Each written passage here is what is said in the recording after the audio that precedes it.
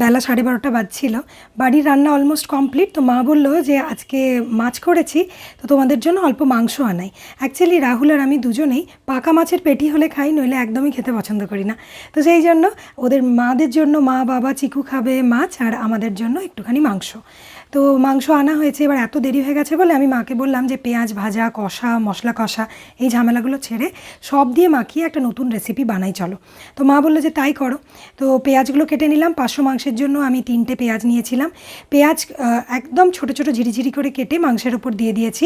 সাথে দিয়েছি আদা বাটা, রসুন বাটা আর কাঁচা লঙ্কা বাটা। টমেটো দিয়ে দিয়েছি কাঁচা, আর দিয়েছি আলু।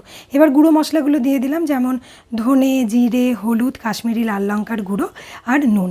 এবার বেশ খানিকটা সর্ষের তেল দিয়ে দিচ্ছি। সর্ষের তেল দিয়ে, এই দেখো নুনটা একদম শেষে দিয়েছিলাম। সর্ষের তেল দিয়ে ভালো করে চটকে মেখে নিতে হবে মাংসের সাথে, যাতে পেঁয়াজের রস আর টমেটোর রসটা একদম মাংসের সাথে ঢুকে যায়।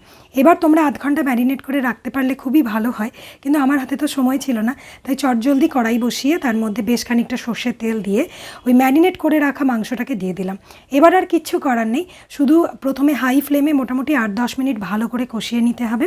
তেলটা খুব তাড়াতাড়ি ছেড়ে যাবে। তেল যখন ছেড়ে যাবে তখন আরও লো ফ্লেমে 5 থেকে 7 মিনিট কষিয়ে নিতে হবে। তারপর ঢাকা দিয়ে রান্না করতে হবে যতক্ষণ না মাংসটা সেদ্ধ হয়। সেদ্ধ হয়ে যাওয়ার পরে দেখো তেল একদম পুরোপুরি ছেড়ে গেছে। এবার এর মধ্যে আমি দিয়ে দেবো গরম জল। যেহেতু আলু দিয়েছি, একটুখানি ঝোল ঝোল হলে দুপুরবেলা বেশি ভালো খেতে লাগে, সেই জন্য পরিমাণ মতো জল দিয়ে দিয়েছি। খুব বেশি জল আমরা একদম খাই না, মাংসে একদম টেলটেলে ঝোলটা খেতে ভালো লাগে না। মাংস রেডি হয়ে গেছে কোনো রকম কোনো ঝামেলা ছাড়াই। খুব জোর 20 থেকে 25 মিনিট লেগেছিল মাংসটা রাঁধতে, আর আমাকে কোনো ঝামেলা পোয়াতেই হয়নি, কারণ আমি চাপিয়ে দিয়ে নিজের কাজ সারছিলাম। এই যে মাংসের ঝোলটাও দেখো একদম ঠিকঠাক হয়েছে, আর খেতেও দুর্দান্ত হয়েছে। যেদিনের সময় একদমই থাকে না, সেদিনের জন্য এই মাংসটা কিন্তু একদম পারফেক্ট।